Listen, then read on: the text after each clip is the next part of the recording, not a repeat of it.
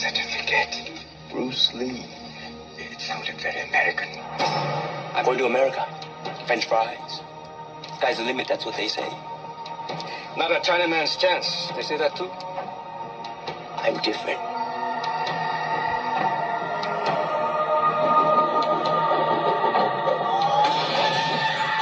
You kind don't understand English. You guys killed my daddy Cree. You think I'm happy to see you, my Jim? Don't touch me. Or what? Huh? Or I'll touch you back. You're not really an American. What's this guy Lee? He's awfully oriental. He's playing Oriental. And you can't change people with your fists. You kiss him. Kiss him.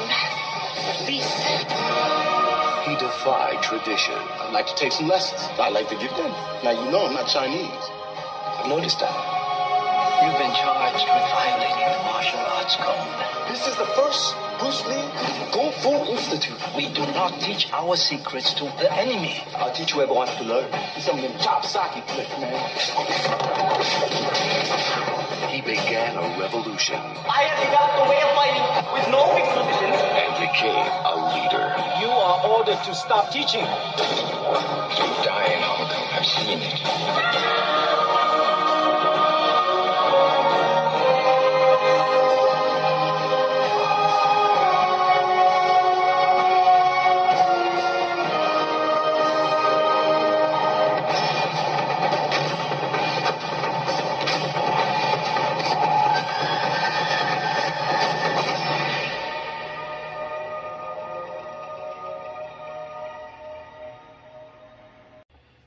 So that's Jason Scott Lee playing Bruce Lee. Jason Scott Lee, of course, is not related to Bruce Lee, but you may be familiar with him from his movies that he was in. He was Mowgli in the '94 Jungle Book movie, but most of you will recognize his voice as David from the Lilo and Stitch movies. Also of note here, this movie came out a month after Brandon Lee's death on the set of The Crow, where he accidentally got killed on set. And in fact, when this movie had its premiere, it was kind of bittersweet, because of the fact that it happened a month after the death, but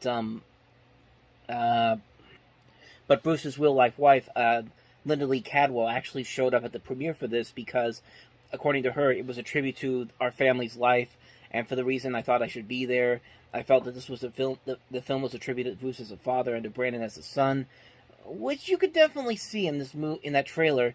And the movie itself is actually pretty good. I think the movie does a pretty good job of really going into a good dive into Bruce Lee's life as both this action hero and also the man behind the scenes. Jason Scott Lee, I thought, was very good in the movie. I also really like Lauren Holly playing Linda Lee.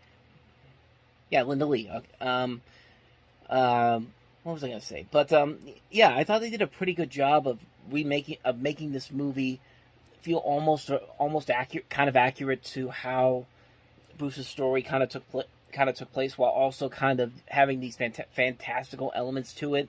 I don't really know too much about the actual story behind the scenes, and I know that some things in here will obviously be dramatized more to kind of emphasize an entertainment aspect of this. And I thought they did a pretty good job with it mostly. I thought they did a pretty good job with the casting overall. I thought they did a pretty good job with the writing overall. I thought it was a very solid film. It's a very solid biopic that does a pretty good job of delving into the story a lot about Bruce Lee's career and his legacy. And I just thought overall it was a pretty good movie. I haven't seen it in a long time, but the one time I did see it, I really enjoyed it for what it was. So I thought it was a pretty good movie. I don't know how a lot of other people thought about it. I think it got pretty good reviews and did pretty well at the box office, but at least for me, I enjoyed it for what it was. I thought it was a pretty good movie. Not one of the best biopics ever, but I thought it did a pretty good job of delivering what the intent was supposed to be. I think it's a pretty good movie, dragging the Bruce Lee story.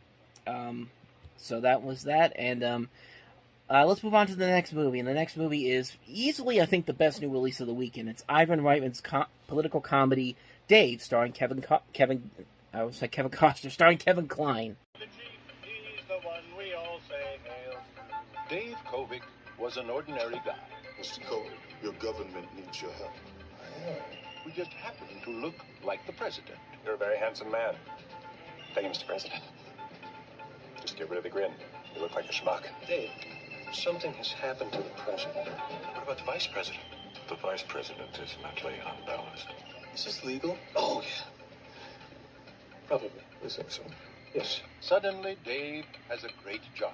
I can't tell you the whole story. It's not a national emergency kind of thing, but you gotta help me cut the budget a little. You gotta cut the budget. He has a great house. Ready to tell 9? Who does these books? I mean, if I ran my business this way, I'd be out of business. And he has a great wife. Why can't you die from a stroke like everybody else? She hates me. Yes. And the amazing thing is, everyone loves him. God bless America! President Mitchell lately, huh? Has this guy been having too many Happy Meals for lunch or what? Kevin Kline, the Academy Award-winning star of A Fish Called Wanda. I once caught a fish this big. Sigourney Weaver. I'm talking to you. Will you please turn around? You know, if you want to be the same old selfish... From Ivan Reitman, the director of Ghostbusters, Twins, and Kindergarten Cop. Before we get started, some things I'd like to go over in the budget. Mr. President, Yes? I'm gonna kill him. Can't kill a president. He's not a president. He's an ordinary person. I can kill an ordinary person. In a country where anybody can become president. Anybody just did. Kevin Kline, Sigourney Weaver, Make a nice president, Dave Cook. Dave. Okay, let's get back to work. So this was actually written in 1988 when Gary Ross was working for the Michael Dukakis campaign, and this was actually supposed to be a Disney production too, but the producer of the film, Lauren Schuler Donner, actually approved the film, but Disney did not do it because they refused to release it because conservatives such as Ronald Reagan or George H.W. Bush was holding the presidency at the time. So they basically went to Warner Brothers with it, and originally they wanted Richard Donner to direct it, but he decided against continuing with the project, and they had to wait a couple of years for Schuler Donner to be released from a contract from Disney and to get director Ivan Reitman to do it.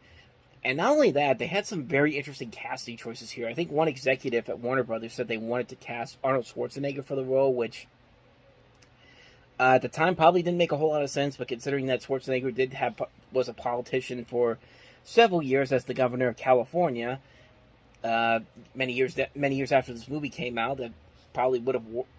Even then, I don't think that still would have worked. Michael Keaton was briefly cast in there. They were looking at Warren Beatty and Kevin Costner, so I almost was right on that one.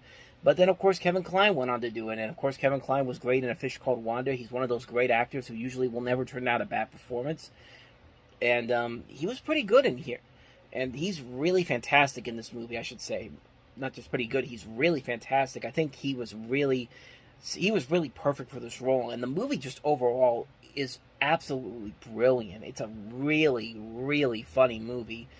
And for Ivan Reitman, who was mostly known for these kind of simplistic films like Kindergarten Cop and Twins, and then he has something like Ghostbusters, these kind of, it's a mix of genre and more simplistic films.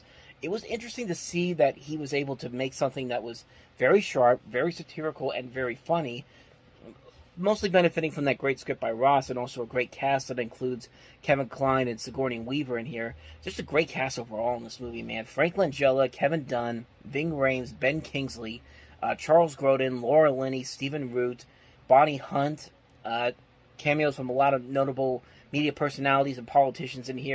So there clearly is a lot of love for this movie in the world of politics, and it's a movie that really works. It's a fun crowd pleaser. Like I said, it's a movie that's very smart, very satirical, and very funny, benefiting from a strong cast. And it's just very funny too. It's a really funny movie, a well-made film. It's just a great, great time all around. It's a movie that you can watch anytime it's on TV, and you'll never get bored by it. It's just such an amazing movie. I really love this movie a lot. If you haven't seen it, if you're looking for some of Ivan Reitman's best work, Dave is definitely one of his best works, bar none. Definitely check it out if you haven't gotten a chance to see it. You will not be disappointed by it. Anyway, with that said, on to the next movie, and that is Kenneth Branagh's star-studded adaptation of William Shakespeare's Much Ado About Nothing.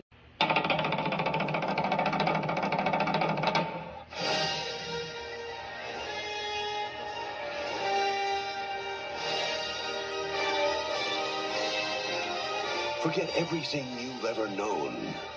about adventure, romance, betrayal, and comedy. And discover it all over again. From Kenneth Branagh, the director of Henry V and Dead Again, William Shakespeare's Much Ado About Nothing. You know, we talked about Kenneth Branagh's work before. We talked about Henry V. We talked about Dead Again. We talked about Peter's Friends. Here's another one that I think is one that doesn't get a whole lot of attention, but really it's actually pretty good. I actually was really impressed when I saw this movie the first time a couple of years ago. Just a great cast overall. You got Branagh once again working with Emma Thompson. Michael Keaton's in here. Keanu Reeves. I already said Emma Thompson. Denzel Washington. Kate Beckinsale in actually her first film role. Just a good cast overall. It's a fun little romantic comedy. It's a nice little spin on the William Shakespeare story. And, you know, everybody criticized Keanu Reeves for his performance in this, which, yeah, it is kind of a little bit it is kind of noticeable, especially with this and Bram Stoker's Dracula, especially since at that time he was just known for his work with the Bill and Ted movies, but I've seen much worse. It's actually not as bad as I think people gave it credit for, but it's a lot better than I think a lot of people gave it credit for. It's much better than you think it is. It's probably the weakest performance of this cast overall, but I don't know. I thought it was all right. The movie itself is really fun. It's a solid little movie, a well-made film, a nice adaptation of the story. It's another underrated film from Branagh. I think it's a movie that's really well done. And if you haven't seen Much Ado About Nothing, definitely go in there and give it another shot, because honestly, you might be surprised on how enjoyable it actually is. With that said, let's move on to the last movie that we have here, and that is American Heart. Oh. Come home. Hey, what's all the tears? What are you crying for? Dad, it's my fault. What happened? Me and him, we broke into this house. There was a gun and this man came in. We were fighting and the gun went off and Raleigh got shot. Okay, this is another one of those ones that didn't have a trailer to it, so I'll just tell you the rundown here. You've got Jeff Bridges playing a person who's been released from prison in Seattle after serving a 5-year sentence for robbing a jewelry store, and his son, his 14-year-old son, played by Edward Furlong, then of Terminator 2 fame, whose mother has been dead for many years, is in desperate need of a father, needs him at the prison, but he is rebuffed, and Nick persists on tagging along with him. The two take up residence at a cheap hotel. Over time, the two settle into a push-and-pull relationship. Jack tries to resist the pleas of his ex-partner, Randy, to return to robbery and find a job downtown as a window washer. He also makes a phone call to a woman named Charlotte, and they meet up at a hotel. It's revealed that Charlotte has been writing letters to Jack while he was incarcerated, and through the prison's publication, American Heart, where prisoners can solicit correspondence, Jack talks about moving to Alaska for a new life, but it's not sure if he wants to bring Nick with him. Just as it appears Nick will be joining his father, he feels increasingly drawn to the life of crime his father is trying to avoid. You can probably tell I read that off Wikipedia because I really knew nothing about this movie, and obviously I've never seen it before, so I can't really go into it too much. But, I mean, the little bit I saw here actually doesn't look too bad. It looks like a decent little film. It's one that doesn't get a whole lot of attention. It's one that I've honestly never even heard of a whole lot of. But like I said, it doesn't look like a bad movie. It looks like a movie that could actually be pretty decent. And it would be interesting to see what Furlong could do outside of just coming off of Terminator 2. And, yeah, like I said, it actually looks like it could be something that could be pretty decent. So, I don't know. Maybe one day I'll definitely check it out. But it's not in my current plans right now. But, acknowledging that it came out this particular weekend, so yeah, American Heart.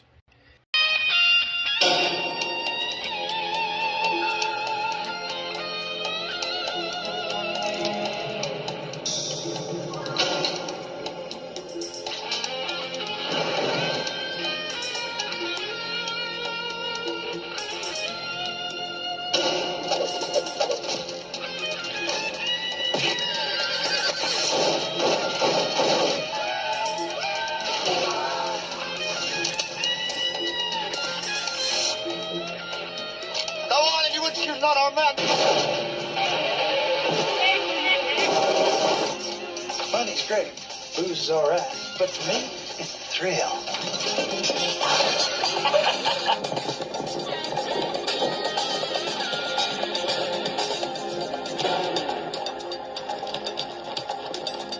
Hey, Jesse, you ain't here for all that revenge shit, are you? I tell you what. Let's be two old friends having a drink. The only way y'all can beat this man is to stand up and fight for it.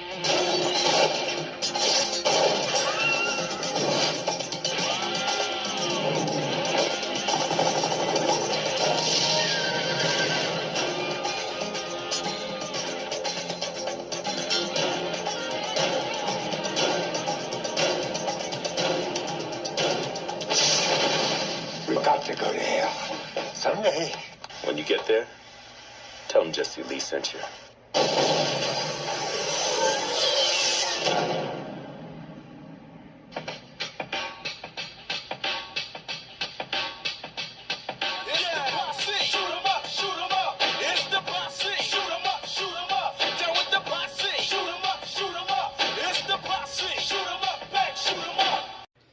So of note here, this is actually the first movie released by Gramercy Pictures, who would later go on to become Focus Features almost 30 years later.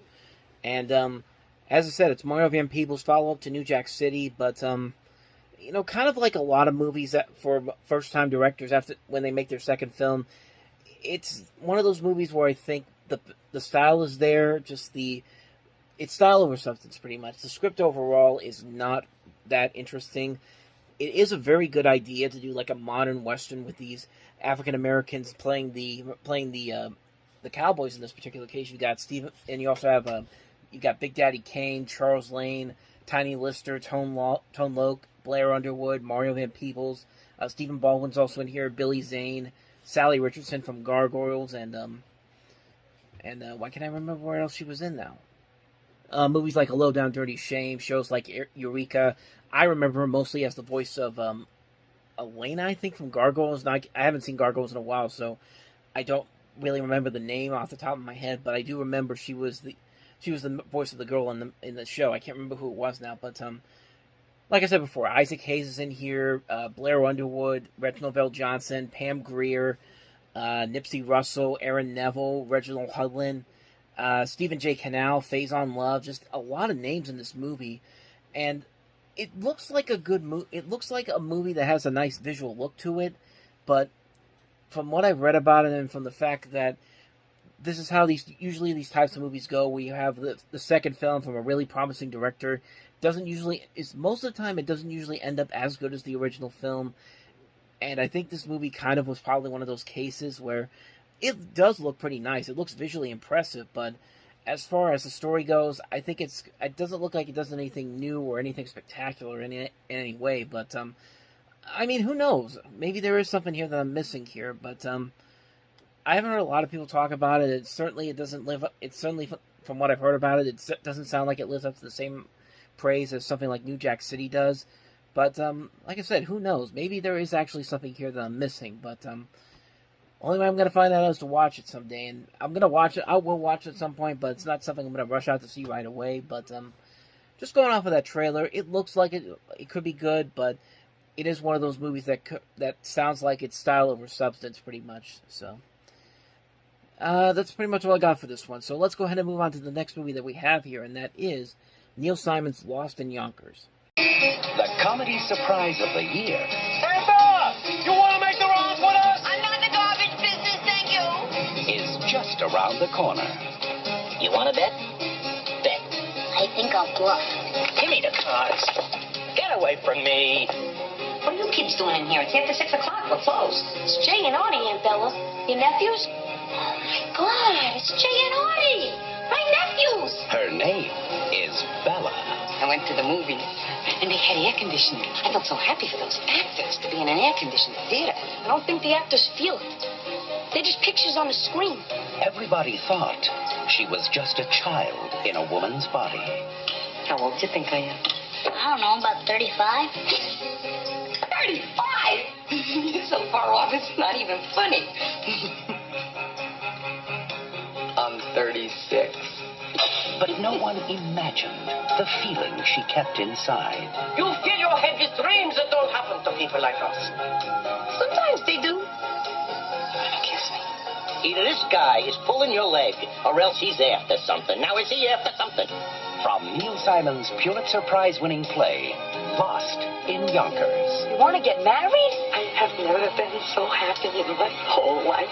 comes the most unforgettable character you'll ever meet. You will always be a child. But if I'm a child, why can't I be happy like a child? Columbia Pictures presents Academy Award winner Richard Dreyfuss. Don't worry about it. Is it loaded? Gee, I hope not. If it goes off now, I'd have to become a ballerina. Tony Award winner Irene Worth. You don't survive in this world as a being like steel. You know what it's like to touch steel, Mama? It's hot and it's cold. And Academy Award winner Mercedes Ruehl as Bella. I want to have his children. I want my own baby. Neil Simon's Lost in Yonkers. Find it in your heart. So, like I said, this is based off of Neil Simon's Pulitzer Prize-winning play that came out 2 years prior to this. And Martha Coolidge is a name that's very familiar. Like, she's done some great movies. She's the one that did Valley Girl. She also did stuff that we've talked about, Rambling Rose, Crazy in Love. She would later go on to do stuff like Out to Sea, which I think is one of the more underrated Jack Lemmon and Walter Matthau movies.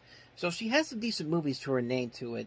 And this movie's got a pretty good cast to it. Richard Dreyfuss, Mercedes Ruehl. This looks like it's kind of one of those great leading breakout roles for Mercedes Ruehl after she won the Oscar for The Fisher King. Was it The Fisher King? Yeah, it was The Fisher King. I'm thinking of Lorraine Bracco from Goodfellas, but no, she won the Oscar for The Fisher King, and I mean, it looks like a movie where she really gets a chance to shine here, and she definitely has a lot of charisma in this trailer here, and a lot of good personality. I mean, it looks like it could be pretty funny. It looks like a movie that's right up my alley. Again, something I can't really talk about all that much because I haven't seen it, but it definitely shows a lot of promise from that trailer alone. So that's Lost in Yonkers. So let's go ahead and move on to the last movie that we have here, and that is Excessive Force. Some say Detective McCain cares too much. Shake up your life. Do something crazy with it. Play music for a living. You saying what I do now? It's not crazy enough. Some say he goes too far. These statements were obtained through the use of excessive force. Some say he's out of control. What do you want? I want to see the tough guy. I want to see the guy who smashes knees, shoots people in the face. Now, Game time. there's a new force to reckon with.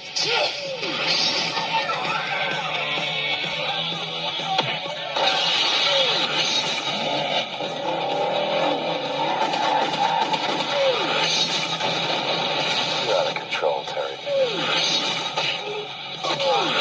Thomas Ian Griffith. Excessive Force. Die with a little dignity. At last, the punishment fits the crime. When The Karate Kid Part 3 is your highlight, that's pretty depressing. And I mean, in this movie, you look at it and it's just like, okay, this is just like every other action movie that came out at the time, except this guy has no charisma whatsoever. Thomas Ian Griffith really does not have any charisma at all as an action star compared to people like Jean-Claude Van Damme or Schwarzenegger or Stallone or Willis. And this trailer did not look impressive at all, even though it's got a pretty good supporting cast. Lance Henriksen, James Earl Jones, Tony Todd, Ian Gomez, Burt Young. But there's nothing that looks exciting about this movie at all. This looks like a movie that could have easily... It's another one of those movies that could be an easy made-for-TV movie of the week, like something you'd see on NBC or CBS on a Tuesday night. But someone said put it on the big screen, and whoever did that should be fired, because this does not look like a movie that's worthy of a big screen like this. So, that's all I got on that one. That's Excessive Force, so...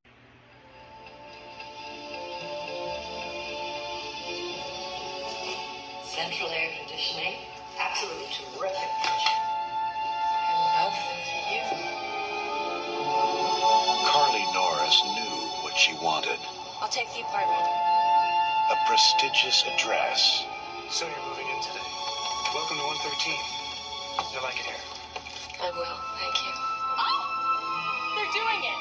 An incredible view. Oh. Let me see.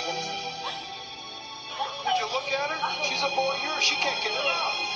But from the moment she moved in, I don't have anything to wear. Remember what I sent you? someone was watching. You can tell me your secrets. What secrets do I have? I'd never tell. Someone was waiting. You just really look like someone. It's really strange as she was in 20B as well. When did she move? Well, she didn't. She jumped out the window.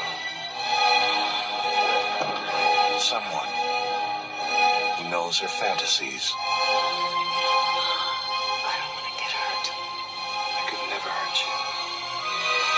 And sees her every move. The guy in 23B, apparently he fell in the shower and broke his neck. 4 people died here in 2 years. What does that tell you?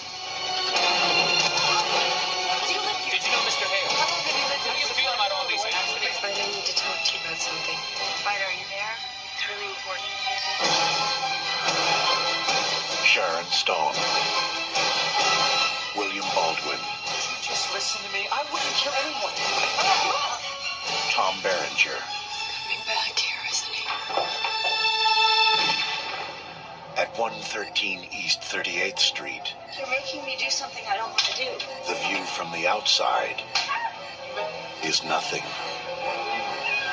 compared to the view inside. Sliver. So yeah, it looks like a knockoff, another Basic Instinct knockoff. It's a very sleazy movie. It's nothing too exciting, nothing too intriguing. But with that said, though, I did actually kind of enjoy this movie. I really was not expecting to really enjoy this because, I mean, right from the get-go, it looks like it's going straight for the same market that Basic Instinct was very successful at. It's not a very good movie. It's a very lackluster movie in terms of its script. It's a very formulaic thriller. The two guys in this movie, William Baldwin and Tom Berenger, they really do not do a good job of hiding the fact that they may have something heinous behind them, is what I want to say. And it's very interesting because apparently the original ending for this movie had the William Baldwin character be the antagonist of the movie, and they decided not to do that because something happened when they were shooting the final scene. It resulted in the crash of the helicopter, and the footage shot during the film was destroyed. And the preview audiences also didn't like the fact that the Sharon Stone's character Carly turns immoral. In the helicopter scene, she tells Zeke that evidence against him is somewhere safe, implying that she's willing to cover up her crimes, which I can kind of see their point, but at the same time, though, it does make it kind of a very mediocre ending for a movie that's just it's kind of intriguing, but at the same time, though, it kind of makes it easy to figure out which one of these guys did it. Was it William Baldwin or was it Tom Berenger? And I pretty much told you the ending for it, so if anyone wanted to see it, sorry for that. But like I said, I found myself to kind of enjoy how sleazy and schlocky it was. It's a very bland movie overall, but I like the visual style of it. That trailer is very stylistic and very visually pleasing too, and it really keeps you invested in the situation going on. And it's a good trailer. It's a good trailer that really gets you invested in this movie, and the overall mystery of it is actually not that bad. It's just the twist at the end. You can kind of predict which way it's going to go, and it is what it is. It is what it is, but I didn't hate it. I actually did kind of enjoy it. I liked that Philip Noyce, who had just done Patriot Games before this, got to do this movie, and he liked the idea of jumping on the Joe Esterhaus bandwagon because, of course, this is bandwagon. This was because Joe Esterhaus was the writer of this movie, and he had just come off of Basic Instinct, so he was a hot commodity around that time. So it's not a good movie, but it is a fun, so bad it's good type of a movie. It's a fun movie you can watch at get invested in the story, get invested in the visuals, get invested with the music overall by Howard Shore. It's a fun little movie. It's one that is fine for what it is. Could have been a whole lot better easily, but I liked it. I liked it for what it was, so hey, it's a lot better than some of the other erotic thrillers that we've gotten since then, so that's something there. So with that said, that's Sliver. Let's move on to the next movie, which is easily the best new release of the weekend, and that is Hot Shots Part 2. On October 17th, the brave Americans who came here to free our hostages became hostages. Now, The President of the United States. the President has nowhere to turn except to the one man, Get me Tupper Harley. who has the courage and the guts to get the job done. 20th Century Fox presents Hot Shots Part 2. Last time, There he is! he did it out of patriotism. This time, it's gonna be personal. All the missions, you had to come walking into this one. It's a sequel. I had to come. Charlie Sheen as Topper Harley.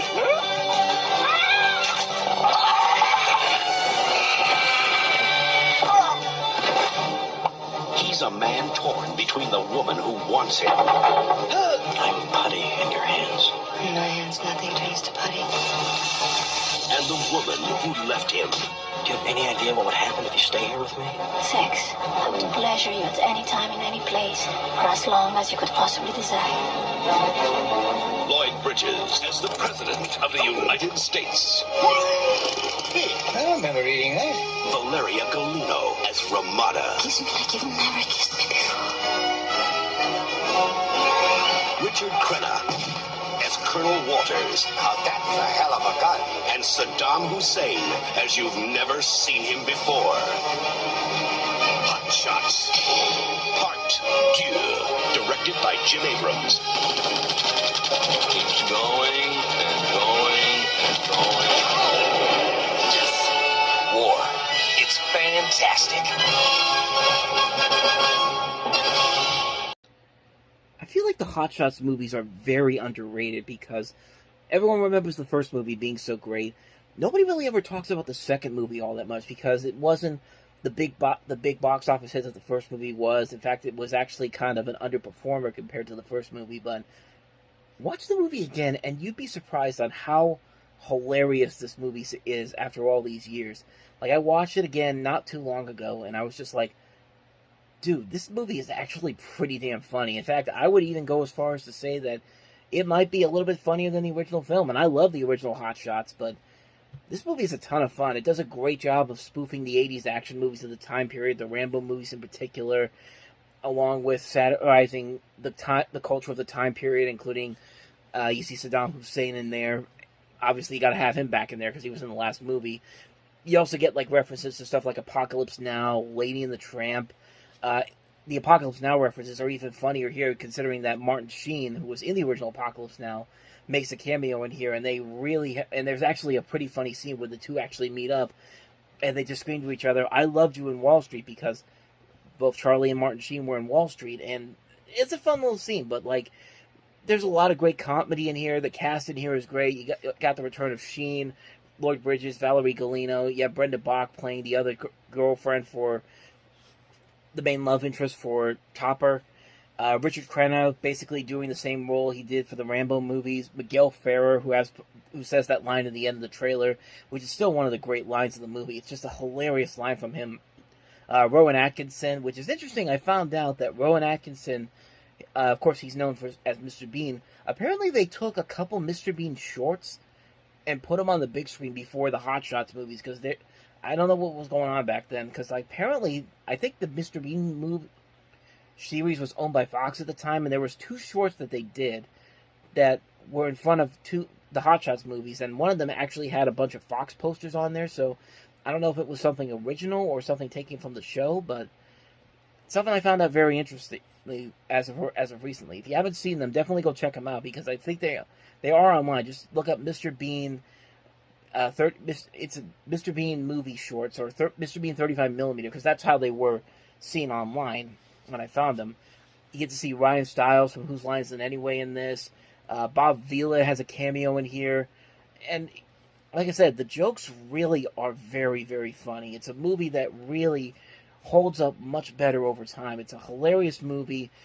Slightly better than the first movie. And I kind of wish that... I want to see them do another one, since they just did... we just got Top Gun Maverick, so why not do Hot Shots Top, or do something like that? Do like a parody of that. Let's bring back the old school spoof movies, not these Friedberg and Seltzer pieces of shit. Let's do it. Let's do a Hot Shots. Let's get a Hot Shots Topper movie going. I'll even start it off right here. Like, we need to get that movie done, especially now that Top Gun Maverick has proven that you could do this and it could be pretty successful. So, Disney, 20th Century Fox, or 20th Century Studios, I should say, Hulu, get on that. Someone get Charlie Sheen on the phone. I mean, he's not doing anything important right now. I mean, as far as I know, but bottom line, Hot Shots Part 2, pretty amazing movie. If you haven't seen it and you like the first movie, definitely go back and watch this one, because it really is better. I would go as far as to say it's slightly better than the first movie is in terms of its humor, and it's just a ton of fun all around. Hot Shots Part 2, Miguel Ferrer said it best. It's fantastic. So, anyway, on to the last movie, and that is Carnosaur.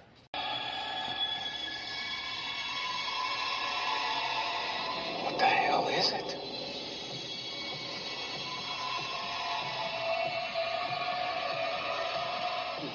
Looks like some kind of lizard.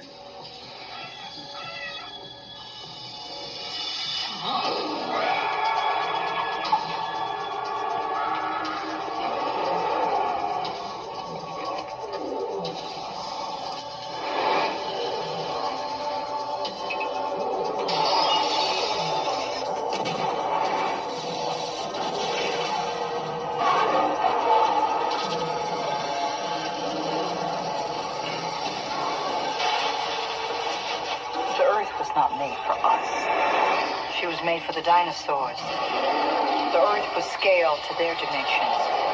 Human beings are ants crawling through their living rooms.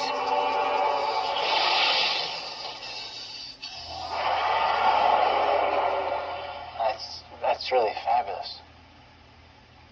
Like a great theme park. You know good and goddamn well what you were doing.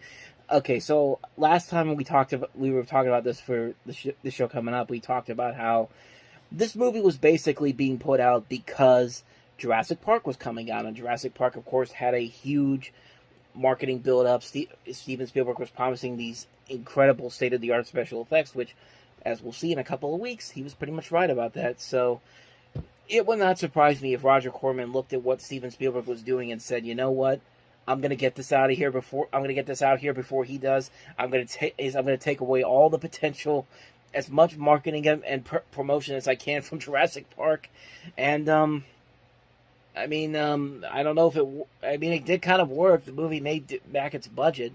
It only had granted it was only an $850,000 budget, but close to $2 million. That's not that bad of a marketing campaign. I mean, that's not a bad box office for something that was only only cost less than $1 million. So there's that. But I don't know, man. Like, this movie just looks like it was something that was cheaply brought out. Like, the effects in this are almost as laughably bad as the Land of the Lost TV series that was on in the 90s. But the difference there was that was kind of the point. It's a Sid and Marty Krofft show. This is a movie that's supposed to be put in theaters. And it was only put there to kind of steal the thunder from Jurassic Park, which obviously didn't work. But yeah, you'd have to be pretty crazy to actually like a movie like this, and you know exactly where I'm going to. I'm sure this is going to really please Diane Ladd. She's the best thing in the movie, more interesting than the dinosaurs, just what an actress wants to hear. Steven Spielberg's Jurassic Park is coming out next month, and it's going to feature high-tech dinosaurs. It's going to be interesting to see, however, whether he has any humans as enjoyable as Diane Ladd's character in Carnosaur. So, a marginal thumbs up for me.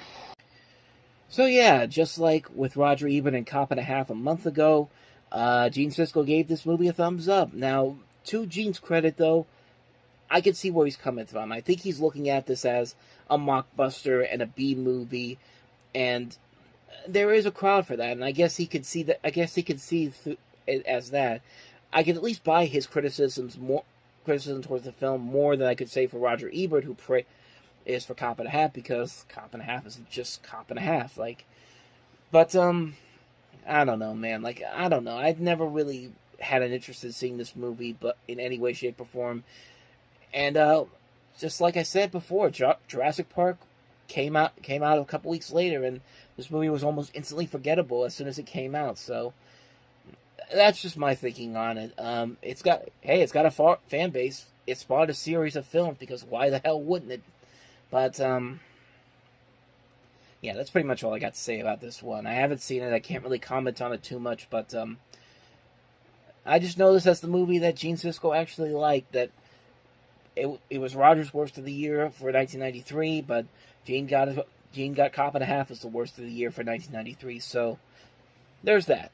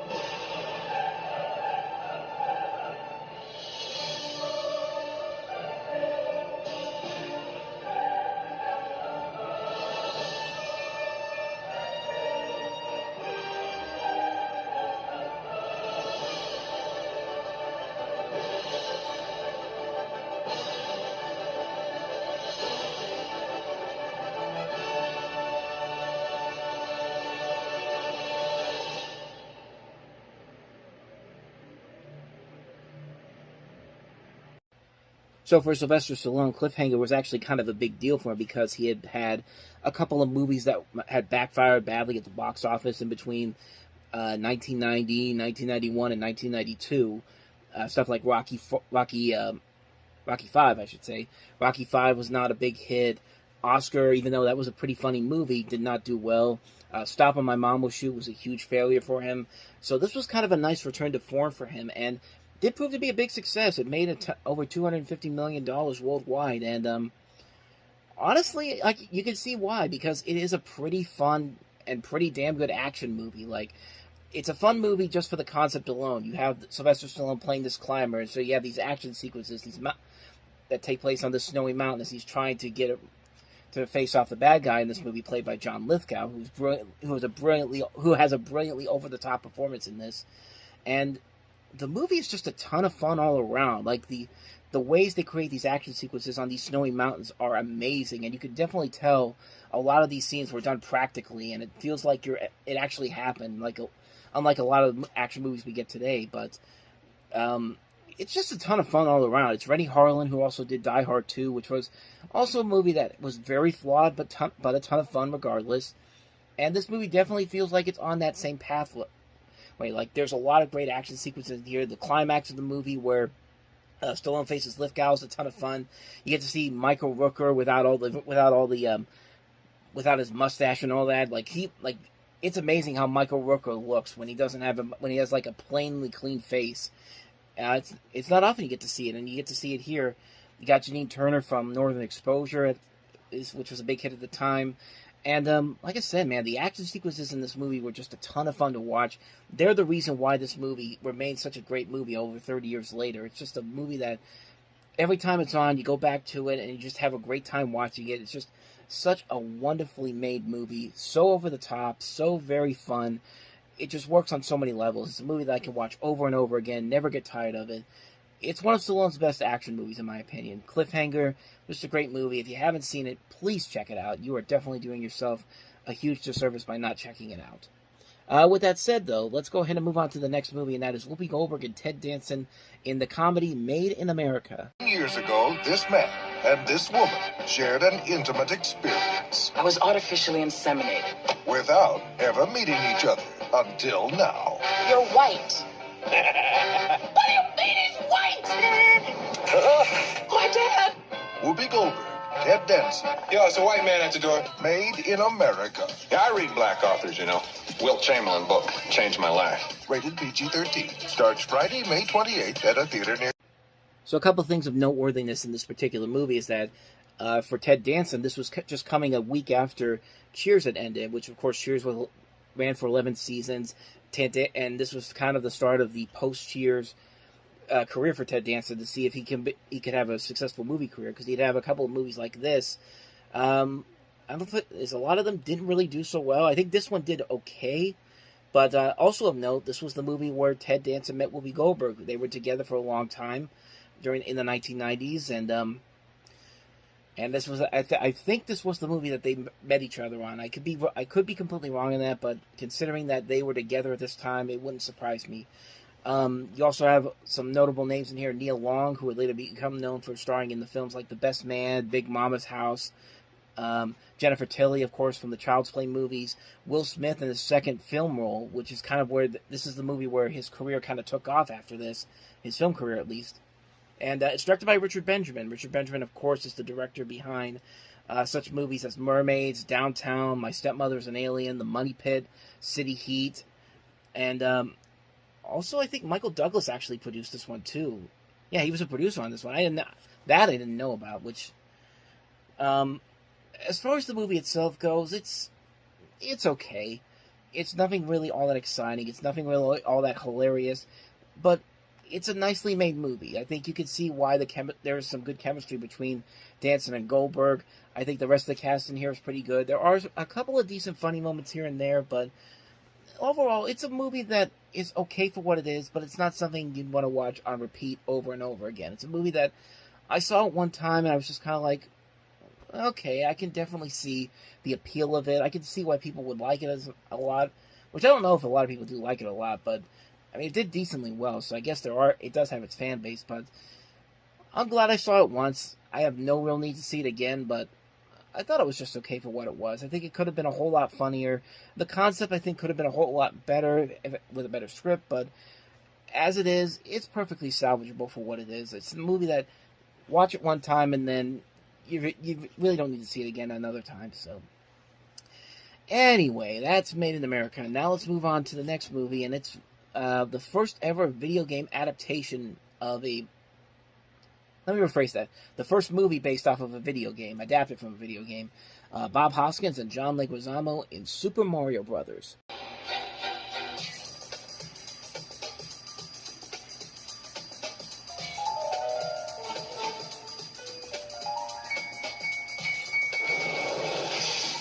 Where are we? I got a feeling we're not in Brooklyn no more.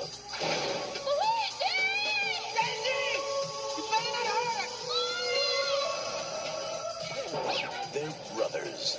They're plumbers. Oh no. Luigi! They're on the trail of a kidnapped princess and a mystical meteorite. It's incredible! That gives anyone who possesses it the power to rule the universe. Get me the rock! Don't get it, lizard breath! Now, they must rescue the princess. And make it safely back. Later, alligator. To our world. Are you alright? Before time runs out.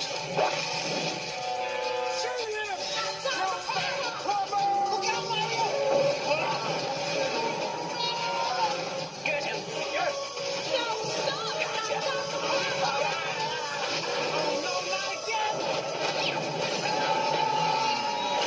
Super Mario Brothers. This ain't no game. I mean, give this movie some credit. That trailer is actually pretty impressive, even though a lot of it doesn't really make sense to compare to the video game. Just the editing on that trailer, the music choice of I've Got the Power, and then the scenes with Bob Hoskins and John Leguizamo as Mario and Luigi.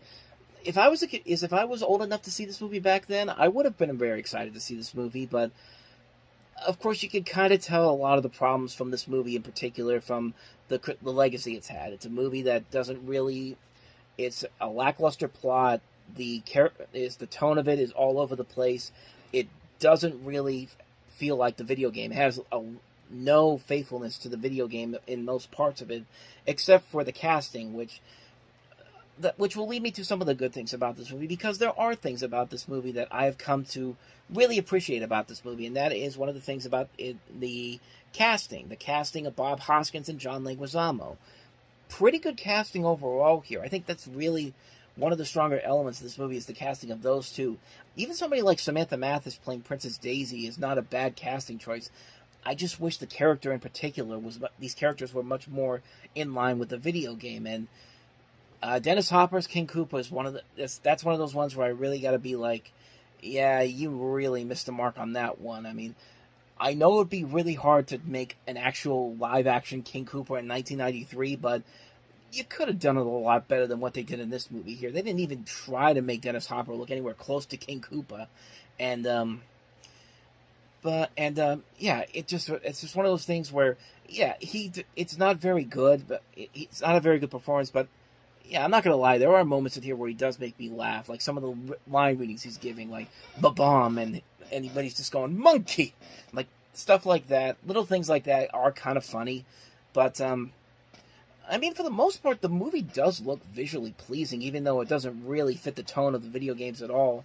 The overall, like the art, like the background work, the cinematography, it's very unique and very interesting. Like it's like, I think Shigeru Miyamoto, the creator of the Mario games, pretty much said it best. Like, there's an effort being put in here, but it feels like they're trying too hard to replicate the games without even trying instead of being entertaining on its own, which he's very much right on that, but yeah, there really is not a whole lot of faithfulness to this, except in certain elements to it.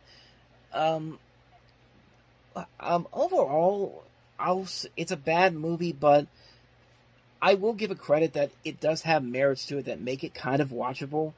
Like, I think if a better script, if a better idea of making something more faithful to the video games came out of this, they would have had something really special to it. But yeah, overall, it is what it is. It's one of the more notorious video game failures, but there are elements about it that make it slightly worth watching.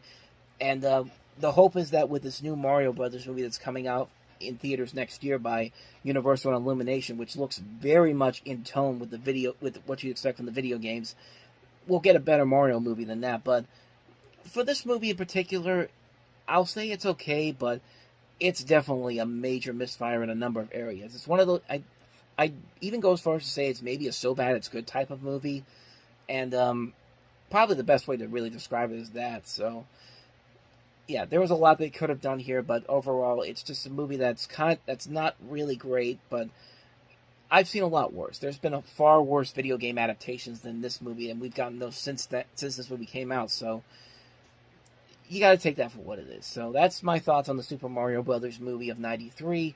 Let's move on to the next movie, and that is Menace to Society. KD, you're gonna mess around out there in the streets till you get killed. What's that, sir? You gotta think about your life.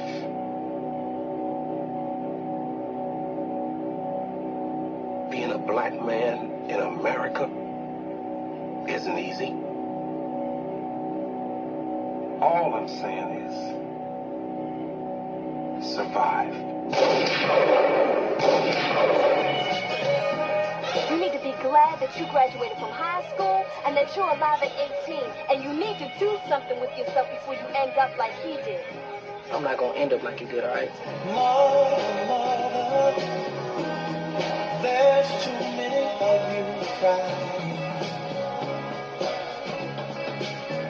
Brother, there's far too many of you dying.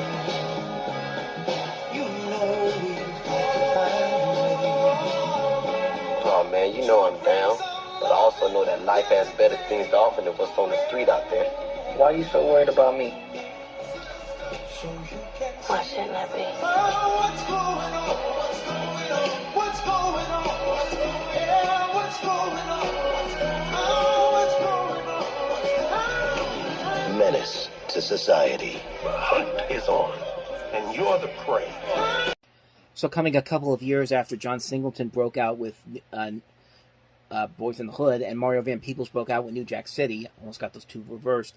Here we have the Hughes brothers breaking out with their first film, Menace to Society, which, on paper, it definitely looks very similar to stuff like Boys in the Hood, New Jack City, Blood In, Blood Out, Juice, some of these other movies that we've talked about that have come out over the last couple of years. But to this movie's credit, though, I got to give it a lot of credit for some of the stuff that it did. Mostly the portrayal of the main character of the film, Kane Lawson, played by Tyron Turner. And I like the idea that the movie doesn't really give him one side to be on. It's usually in movies you're either the good guy or the bad guy. And in this situation, it's kind of a mix of both. That makes you it makes you think about, if you were in the same situation, what would you do in the same situation? And that's what I really like about this movie, is that it's so ambiguous about how to take this main character and all of his, in the situations he finds himself in. You got a great cast overall. Jada Pinkett's in here, Bill Duke, Charles S. Dutton's in this movie. And it does have a nice visual style that surprisingly is very different compared to something like Boys in the Hood. Like, it really does try to, it really looks, on that trailer alone, it looks very similar, but at the same time, it is doing a lot of stuff that's very different from other movies of its type. And that's what I really appreciate about this movie. You can definitely tell that the Hughes brothers, and with the way the Hughes brothers make this movie, they have their own style that they put to this type of a story. And it works really well. I think it works very well. It's a movie that really has held up well over time, honestly. It's a movie that could have easily been dated, but sadly it's a story that still is prevalent even by today's standards. And it's a very well-made film. Good performances, good drama, good writing overall. And the Hughes brothers really show their potential as great filmmakers, as they would go on to show in years to come. Yeah. So overall, Menace to Society is a really good movie. Another one that, if you haven't seen it yet, you're probably doing yourself a major disservice by doing so. It's really one of the best films to come out of '93, honestly.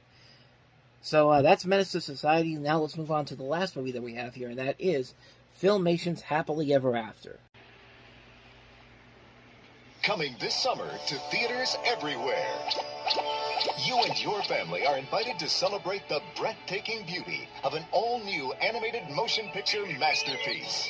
Snow White and her handsome prince shall pay for what has happened to my sister.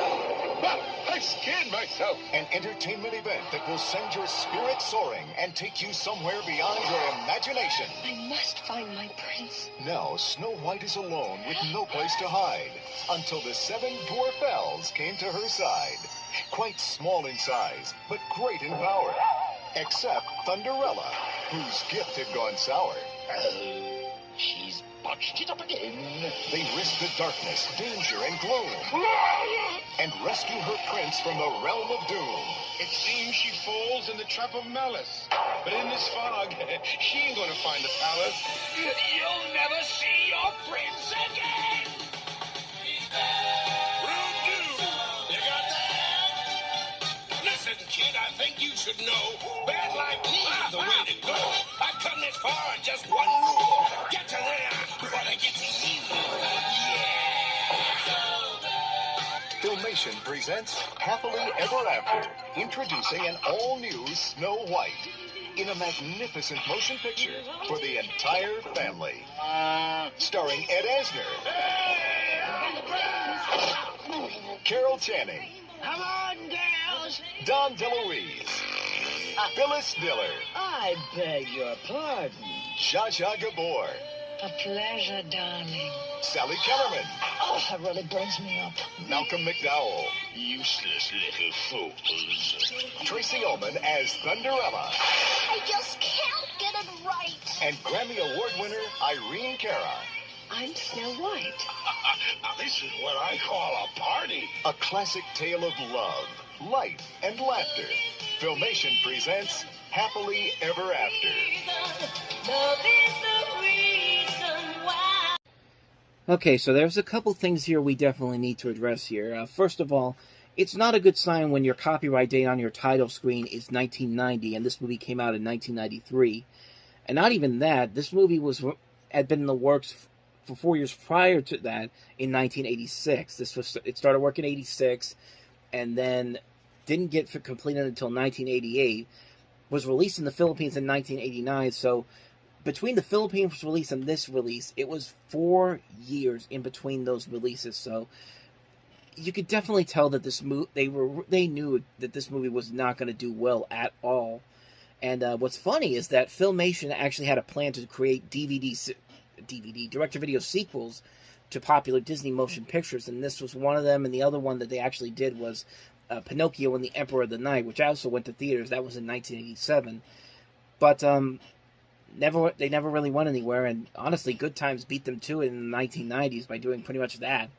But just from that trailer alone, you could just see so much that's just their effort. The effort is there in the animation at points, but you could definitely tell it's Filmation. You could tell it's Filmation trying to be Disney animation.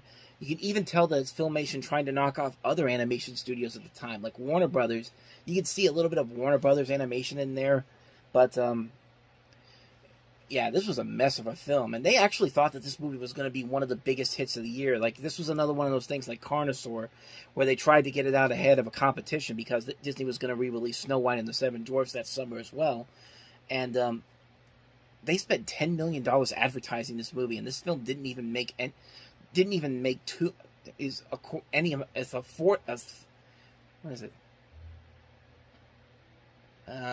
fifth of that, I should say. I'm trying to do math on the spot here, but it didn't even make a fifth of that money back on the opening weekend. It only made $1.8 million in its opening weekend, a 4-day opening weekend, and after a month, it barely crossed $3 million, and that was just amazing. And sure enough, turns out that the president of the company that released this movie was found guilty of defrauding investors, and they filed for bankruptcy not but a few weeks after the movie came out. So that should really tell you something about how much they were sure that this movie was going to do well. And listen, you can get Mark Elliott to do his Disney trailer voice on other trailers, but trying to call this the entertainment event you'll never forget. Come on, man. Like even he had to look at this and go, you got to be freaking kidding me. But yeah, the movie just wasn't very good. You could definitely tell the animation was trying to do something for a bigger screen adaptation. Like, it doesn't show a whole lot there, but there's definitely brief flashes of it's a promise there, brief flashes of something like, okay, I can definitely see where the animation could be really good, but it just didn't work. And just just the whole idea that it really follows the Disney formula. Let's get in this talented voice cast on board here. We've got Irene Cara, which, by the way, as I'm recording this, she recently passed away. So rest in peace, Irene Cara. I wish I could be talking about a better movie than this one, but I'll give her credit though. She is one of the few things about this movie that is at least enjoyable. She definitely plays Snow White pretty well. You got Malcolm McDowell as the villain, Phyllis Diller, Dom DeLuise, Carol Channing, Zsa Zsa Gabor, Linda Gary, Sally Kellerman, Tracy Ullman, Ed Asner is in here. Good cast overall, but they're just not really given a whole lot of good material to work with here, and it really is what it is from that from the trailer and the posters and the marketing alone. It's just a straight up Disney knockoff, and they're not even trying to hide it. Like, it's not a very good movie at all. There's brief flashes of promise there, but it just didn't work. It's a movie that was widely forgotten almost immediately after it came out, and you can kind of tell why. So there you go. That's Happily Ever After for you.